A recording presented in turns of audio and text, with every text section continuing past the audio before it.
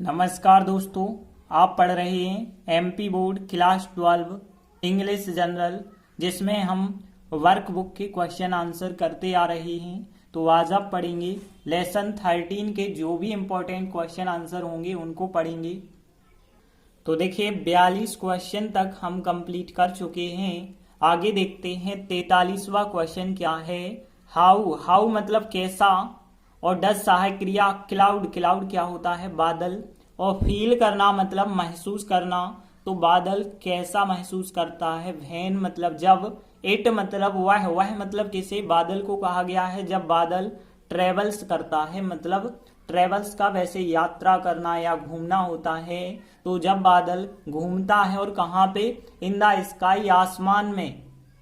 तो देखिए क्वेश्चन का मतलब पूरा क्या हो गया, बादल कैसा फील करता है जब वह आसमान में यात्रा करता है या भ्रमण करता है, या सीधा हम कह देते हैं ट्रेवल करता है। तो जब बादल आसमान में ट्रेवल करता है तो वह कैसा महसूस करता है। तो देखिए इस पोयम में बताया गया है बादल के बारे में, क्लाउड के बारे में बताया गया है जब क्लाउड जो बादल होता है आसमान में ट्रेवल करता है तो वह एक शांति का अनुभव करता है।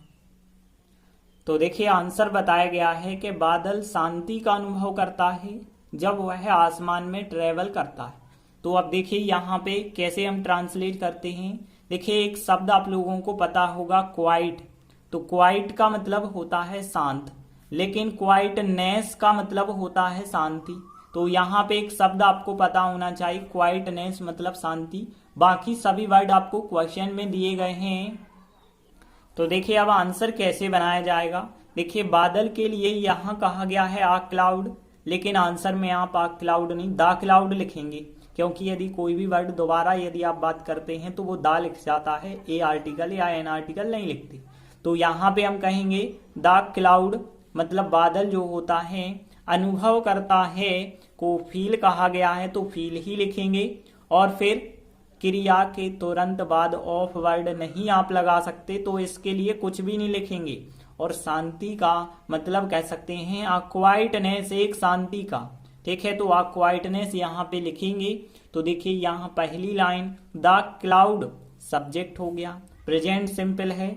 फर्स्ट फॉर्म में एस लगाएंगे तो फील में एस लगाएंगे तो फील्स हो जाएगा। और फिर क्वाइटनेस, तो द क्लाउड मतलब जो बादल है वो फील्स अनुभव करता है, क्वाइटनेस एक शांति का अनुभव करता है। व्हेन, और फिर यह लाइन तो क्वेश्चन की है कि when it travels in the sky, जब वह आसमान में ट्रेवल करता है, तो यह लाइन क्वेश्चन की हो जाएगी। तो देखिए पूरा आंसर फिर क्या हुआ, द क्लाउड फील्स मतलब अनुभव करता है, क्वाइटनेस एक शांति का अनुभव करता है। और फिर when it travels in the sky, जब वह आसमान में ट्रेवल करता है। तो देखिए इस प्रकार से आंसर बना है, द क्लाउड फील्स मतलब बादल महसूस करता है, अनुभव करता है, क्वाइटनेस एक शांति का अनुभव करता है। और फिर यह लाइन क्वेश्चन की है, when it travels in the sky, जब वह आसमान में घूमता है या ट्रेवल करता है। तो देखिए यह आंसर भले ही परीक्षा में नहीं पूछा गया है, लेकिन बहुत सरल है, इसलिए आप कर लें क्योंकि यह आ भी सकता है।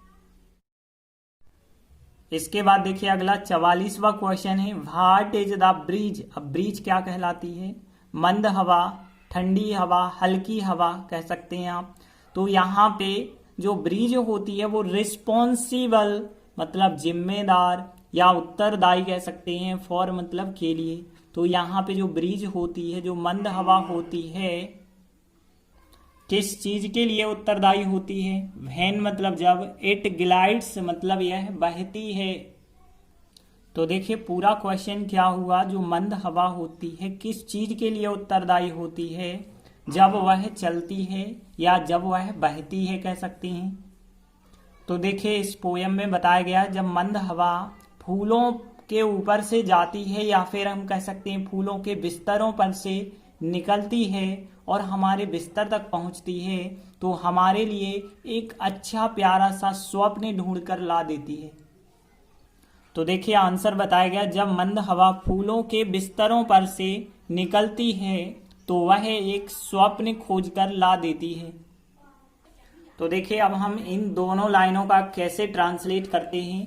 देखिए बिस्तरों के लिए आपको पता होगा बेड कहलाता है बिस्तर, तो बेड्स हो गया बिस्तरों, और किसी चीज के ऊपर से तो यह कहलाता है ओवर।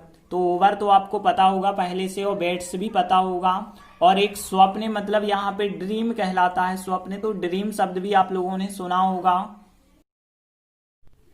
इसके बाद खोज कर ला देती हैं, तो यहाँ खोज कर लाना के लिए जो वर्ड लिखा गया है, देखिए यहाँ पे वैसे शेक का मतलब हिलाना होता है, शेक डाउन यदि आप लिखते हैं तो शेक डाउन का मतलब होता है खोज करके लाना।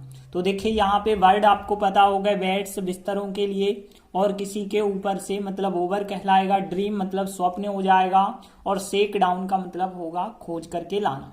तो यहाँ पे अब ध्यान देना, पहली लाइन यदि हम देखें तो यहाँ जब के लिए कौन सा शब्द हो जाएगा, वैन हो जाएगा। मंद हवा के लिए कौन सा शब्द है, द ब्रीज लिखा गया था मंद हवा के लिए।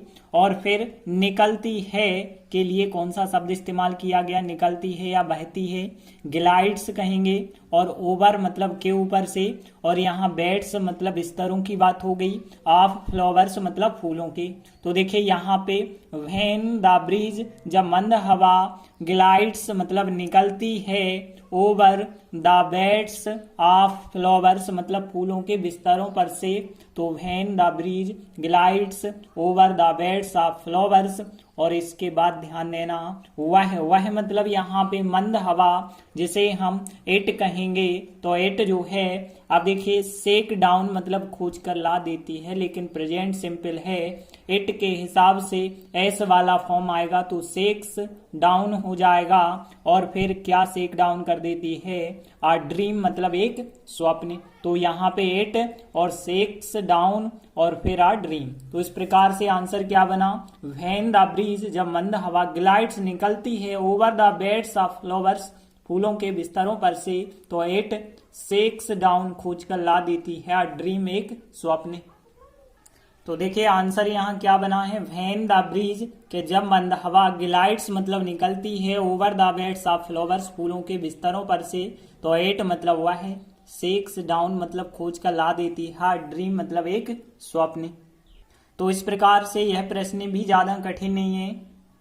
तो देखिए इस अध्याय के हम 2 ही प्रश्न आपको करा रहे हैं। वैसे समराइज द पोएम क्लाउड भी आता है, लेकिन यह बहुत कम आता है, इसलिए हम क्लाउड का समराइज नहीं आपको करा रहे, केवल 2 ही क्वेश्चन करने के लिए आपको कह रहे हैं। इन 2 में से ही पूछा जाएगा, तो 2 क्वेश्चन आप कंप्लीट कर लें। धन्यवाद।